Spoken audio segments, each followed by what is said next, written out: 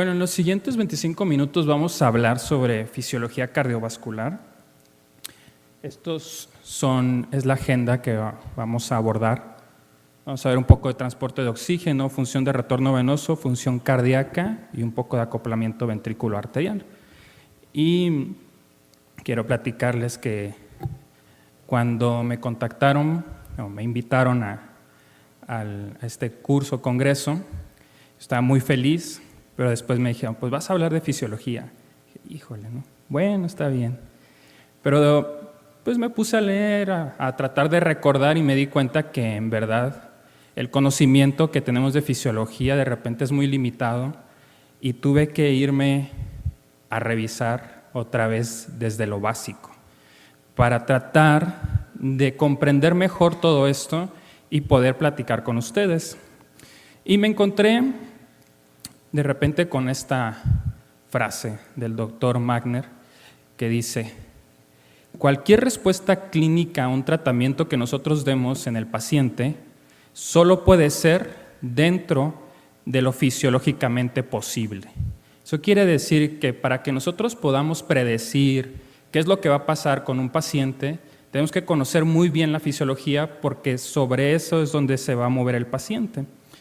Entonces, iniciando a hablar de fisiología cardiovascular, pues tenemos que empezar a hablar sobre cuál es el objetivo del sistema cardiovascular. Y el objetivo del sistema cardiovascular es entregar oxígeno y metabolitos a nivel de tejidos periféricos, a nivel celular. Este es el objetivo principal, cumplir y mantener esas demandas de necesidades de oxígeno a nivel periférico. Por lo tanto, esta entrega de oxígeno o gasto cardíaco se va a modular o está regulada a nivel periférico. ¿Okay? Son los tejidos periféricos los que van a decir qué demanda de oxígeno o de gasto cardíaco necesitan. Entonces, si nosotros sabemos la fórmula de la entrega de oxígeno es con el contenido arterial de oxígeno y la otra parte es el flujo, que es el gasto cardíaco, una vez que nosotros optimizamos en cierta forma ya la hemoglobina, el contenido de oxígeno a nivel sanguíneo, lo más importante el rockstar, ¿no? de la hemodinamia es el gasto cardíaco. Pues usted tiene algunos determinantes que son frecuencia cardíaca y volumen sistólico. La frecuencia cardíaca tiende a estar limitada en un rango. Si está muy por debajo, tiende a bajar el gasto cardíaco. Si nos subimos más, a veces no es tan óptimo y tiende a limitar el gasto cardíaco. Entonces, lo más importante aquí es el volumen sistólico. Este tiene otras determinantes, precarga, poscarga y contractilidad, con las definiciones que ya muchos conocemos, ya todos conocemos, casi todas están enfocados a la función cardíaca, ¿de acuerdo? Esto también nos limita un poco el entendimiento del sistema cardiovascular. Entonces, hay unos personajes muy importantes en la historia de esto, de la fisiología. Tenemos al doctor Starling, al doctor Guyton, que fueron los primeros que empezaron a hacer este tipo de investigaciones a nivel experimental, primero en modelos animales, en humanos, de cómo funciona el sistema cardiovascular y sobre todo no solo en la parte normal, sino en estados patológicos. Ya más recientemente el doctor Pinsky, el doctor Sheldon Magner, son los que han empujado a que el intensivista, cualquier paciente, cualquier médico que se enfrente a un paciente en estado crítico tenga que conocer bien la fisiología. Entonces nos habla que el gasto cardíaco va a implicar dos cosas muy importantes, no solamente la función cardíaca, sino la función de retorno venoso. Normalmente, una de las primeras intervenciones que hacemos en un paciente crítico al inicio es el administrar volumen. Por lo tanto, es que vamos a iniciar primero con esta función de retorno venoso, ¿okay? Que tiene varios componentes importantes. Va a ser el volumen circulante, la compliance y resistencia del sistema venoso y la presión en la aurícula derecha. Y esto lo grafican con esta imagen que tenemos aquí, donde en la eje de los X es la presión de la aurícula derecha, en el eje de las Y es el gasto cardíaco. ¿Okay? Tenemos un punto de esta pendiente que corresponde a la presión sistémica media, ahorita vamos a hablar de ella. Y Esta pendiente se refiere al retorno venoso. ¿Okay? Entonces, ¿qué nos habla esto? A una presión de aurícula derecha dada, vamos a tener un gasto cardíaco. ¿Okay? Y la diferencia que tengamos entre la presión sistémica media y la presión de la aurícula derecha es lo que va a determinar el retorno venoso. ¿Okay?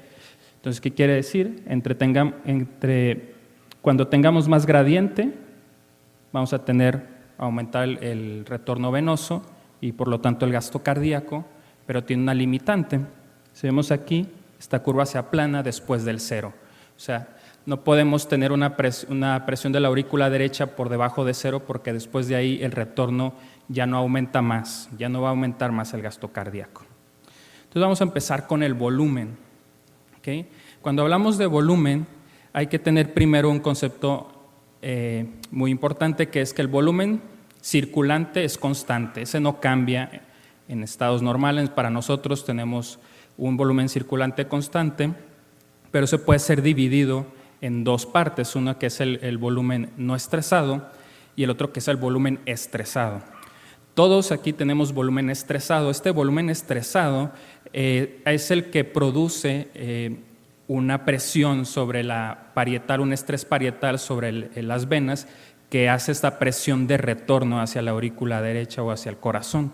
¿Okay? Este es el volumen que permite el retorno. Normalmente el 70% del volumen total corresponde a un volumen no estresado y el 30% restante es el volumen estresado.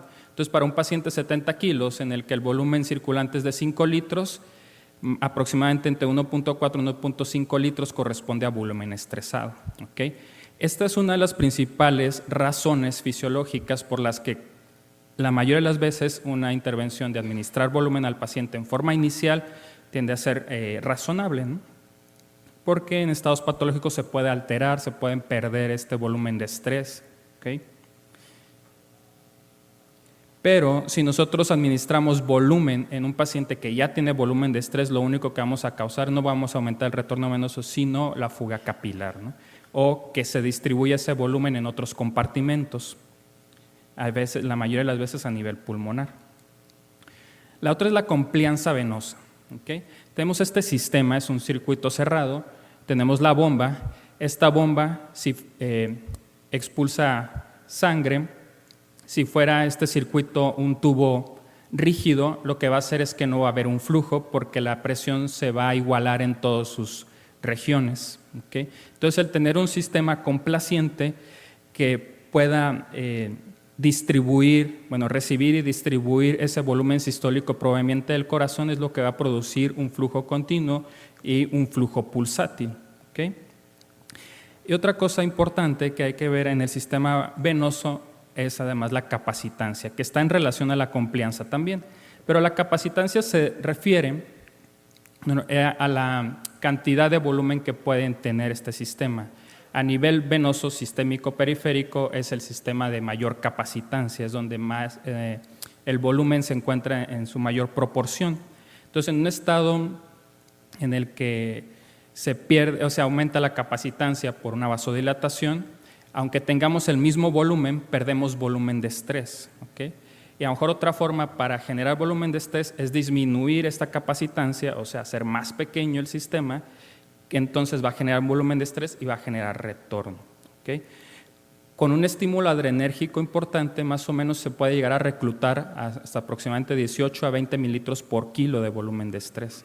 Entonces, esto es uno de los primeros mecanismos compensatorios del sistema y de otras formas de las que nosotros podemos ayudar al paciente con la administración de vasopresores. La otra es la resistencia venosa.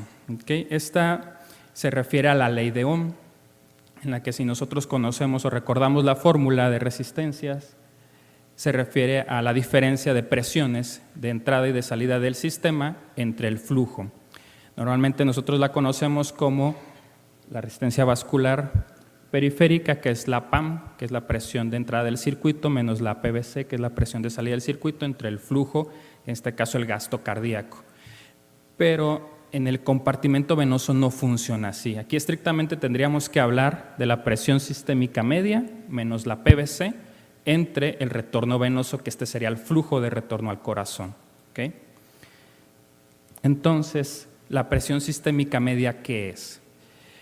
Los primeros estudios donde empezaron a medir esta presión sistémica, bueno, inicialmente circulatoria media, que no es lo mismo, lo hicieron en flujo cero.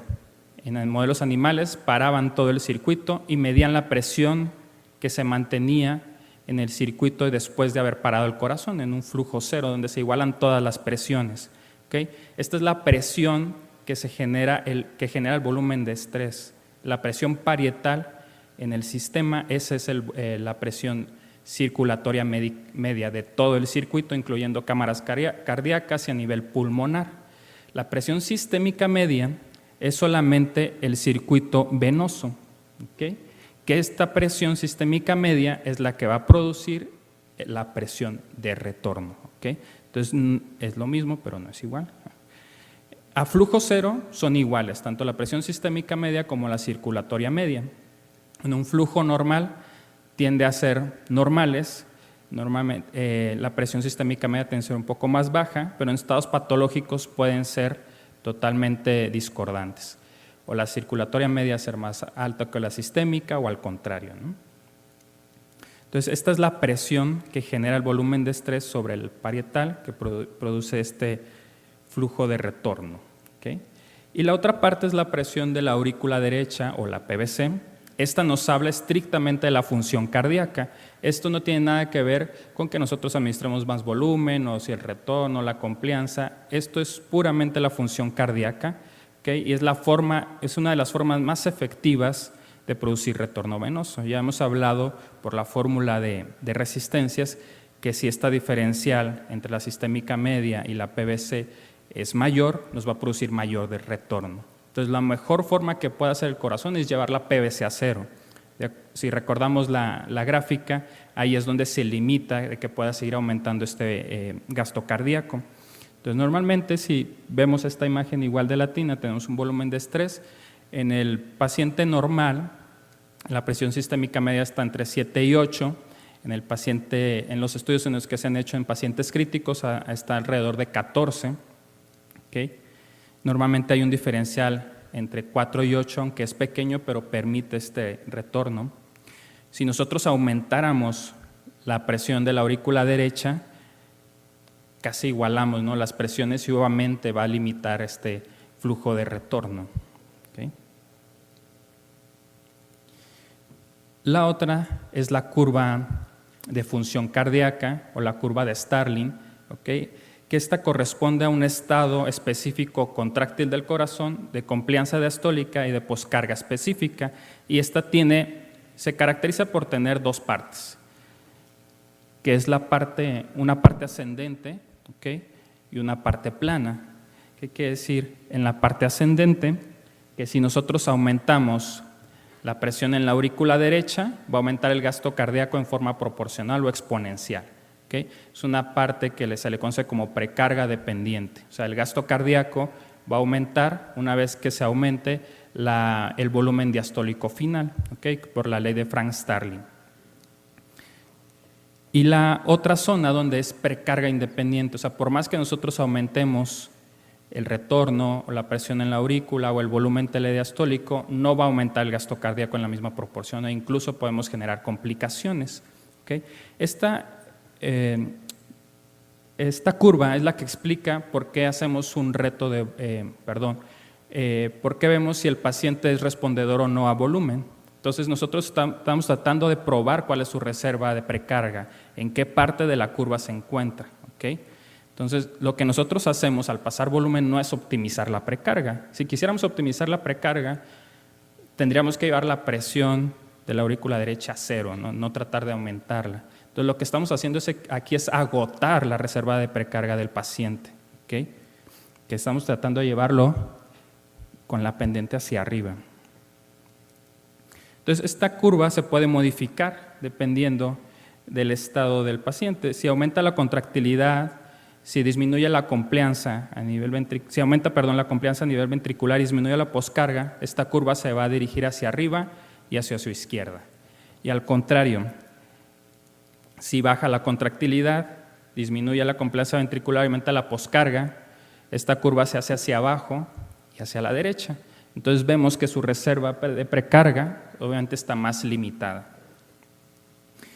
Y una de las aportaciones que hizo el doctor Starling fue el combinar estas curvas. Si vemos, están graficadas en los mismos puntos, entonces si nosotros las combinamos vamos a encontrar un punto donde trabaja todo el sistema circulatorio, ¿okay? Que es aquí. A una presión de la aurícula derecha dada nos va a producir un gasto cardíaco dependiendo del estado o la función cardíaca en ese momento, ¿de acuerdo?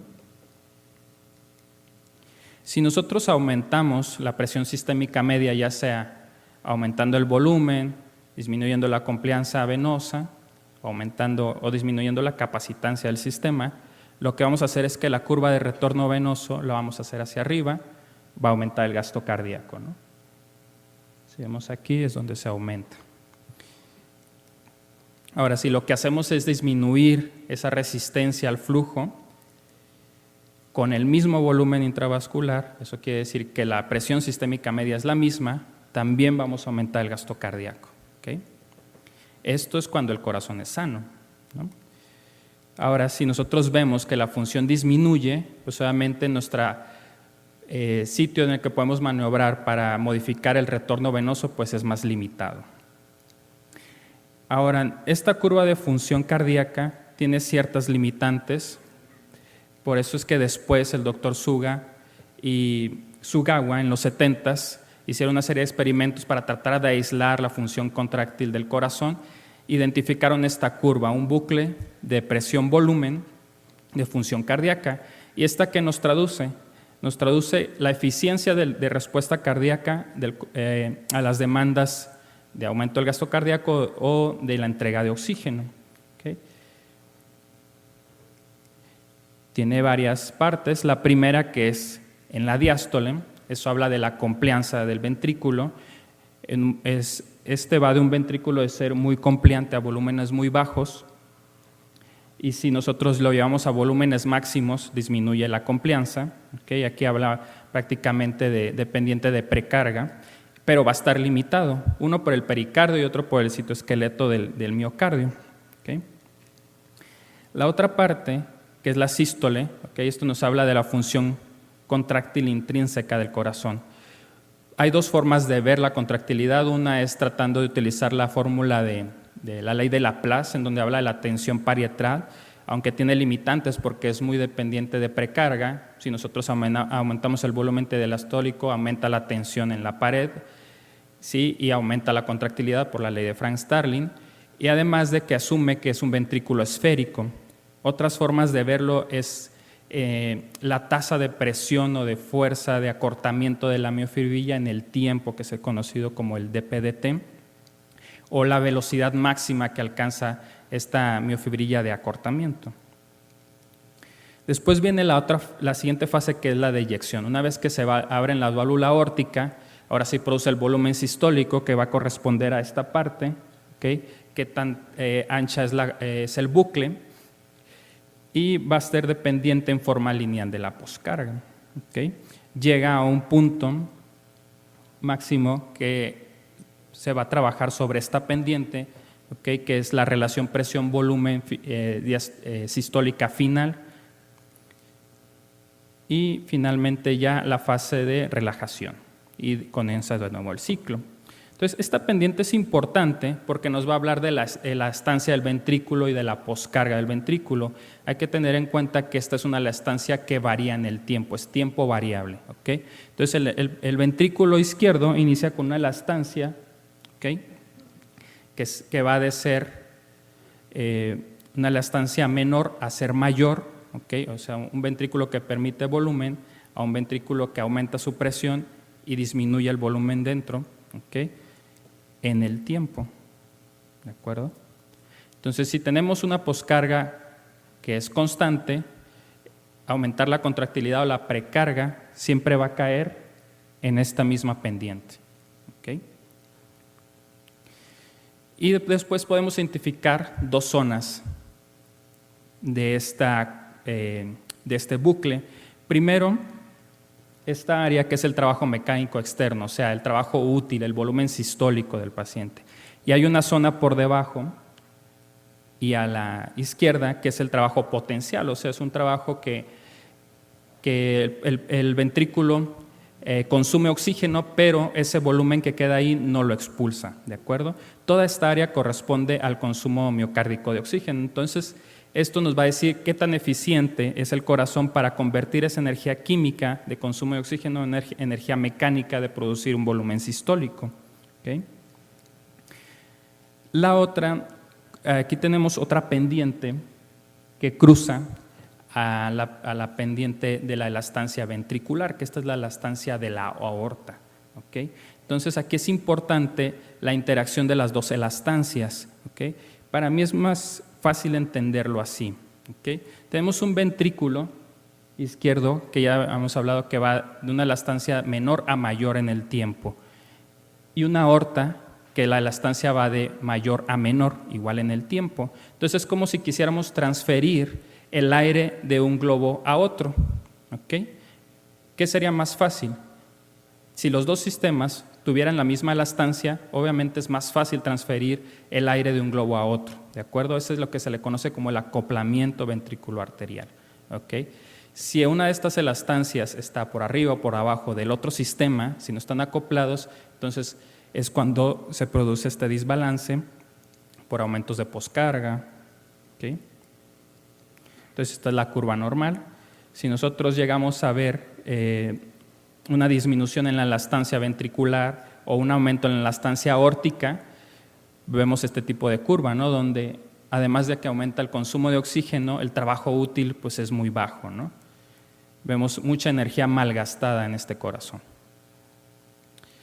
Ahora, si nosotros aumentamos desde un corazón sano, aumentamos el inotropismo, pues sí, vamos a aumentar el trabajo útil, menos energía malgastada, pero a expensas de qué, de aumentar también el consumo de oxígeno.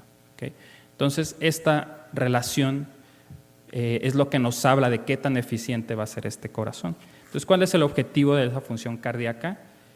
Tener el mayor trabajo útil, la mayor eficiencia al menor costo de oxígeno. ¿Okay? Entonces, ya para finalizar y tratar de ver estas dos partes en forma conjunta, si tenemos un corazón sano, tenemos que entender que casi va a ser exclusivamente determinado el gasto cardíaco por la función de retorno venoso. ¿Okay? Porque este corazón normalmente va a estar en esta parte, ¿no? En la parte ascendente, que es precarga dependiente. Si nosotros aumentamos el inotropismo, la verdad es que esta pendiente de poscarga de por sí ya es muy inclinada. El aumentarla más no va a aumentar tanto el gasto cardíaco, no va a ser tan efectivo. ¿Okay?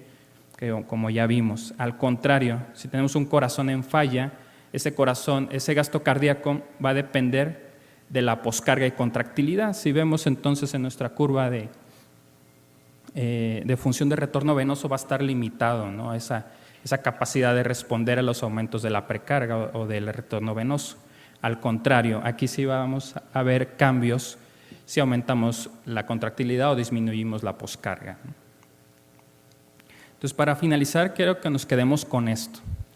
Nosotros no podemos predecir qué pasará, no podemos conocer qué pasará, a menos que conozcamos o consideremos dos cosas, tanto la habilidad del corazón para bombear la sangre que recibe, ¿okay? Como la capacidad o la tendencia de la sangre para regresar al corazón. ¿Okay? Porque nosotros podemos pasar volumen, pero si no vemos esa parte de que la tendencia que puede tener el retorno venoso, ese volumen se puede distribuir en otros compartimentos y al contrario generar complicaciones. ¿De acuerdo? Eso sería todo. Espero que tengan muchas dudas y preguntas. Muchas gracias.